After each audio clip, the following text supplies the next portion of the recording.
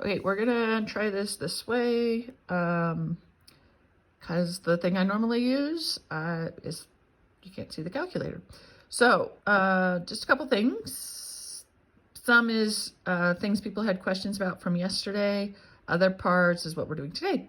So remember, this stat button is our good friend. So I'm gonna click it and then hit enter. So this is the same data as yesterday. You're gonna have new data for today, but I'm just using the data from yesterday. So then remember, once you had the data entered, if you wanted to find the equation, you'd hit stat and then go over to calculate. And then we're gonna go down to 4 and enter. Now, some people were asking me about storing the data because they never see this screen. So if you have an older calculator, you won't get this screen, and you're just gonna have to write down the A and the B value, and then I'll show you where to put that in. If you do have a calculator like this or a fancier one, you can go to the store, you hit bars, and then go over to Y bars, put enter, and then enter for Y1, and then gonna go down to calculate. So if you have an older calculator, you're just gonna have to write down the A and the B. Generally just round it to the nearest 10th. A lot of you did 100th yesterday, which is fine as well. So then if you are entering it manually, you're gonna click this Y equals, and then you should get something that looks like this. Mine is already stored in there because I said that I wanted it stored in there.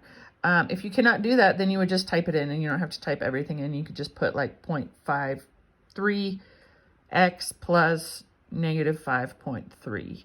And then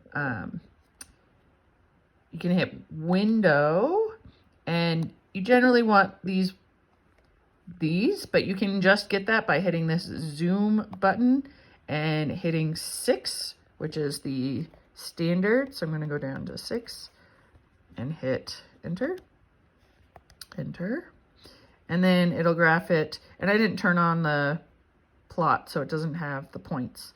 But then it'll have it with positive 10, negative 10 on all sides if you do that zoom and then go down to 6. Okay, so if you have an older calculator, you're just gonna have to plug in the equation, but it works basically the same. So the new thing for today is I'm going to show you how to use your calculator to calculate the residuals. So if you remember, the residual is using your line of best fit to predict what the value is, and then you do the actual minus the predicted, and then whatever that number is the residual. So it's a lot of calculating, but we have a calculator that can do it for us. So we're going to go back to our friend stat, and we're gonna go to edit. So we're at our list, but then I'm gonna go over to L3, and I'm gonna highlight the L3 at the top and hit enter. And then you see that it's blinking down here. That means I can type in an equation and it'll calculate it with the equation. But so now I'm gonna hit stat, or I'm gonna hit second and then go to list, which is, I'm gonna hit the stat button, but it just uses the list that's above it. And I'm gonna go down to 7, which resid just stands for residual. So I hit enter, and then so now I have that L3 equals the residual, and if I hit enter, it just fills in all of my residuals. So yeah, that's all you're doing today, is you're calculating the residuals. But then to figure out how perfect your line of best fit is, what you need to do is add up all the residuals. And if you add them all up and it equals 0, then it means you have a perfect line of best fit. I'm not going to have you do that. So yeah, if you have questions, send me an email or come to office hours. Yeah. Thanks.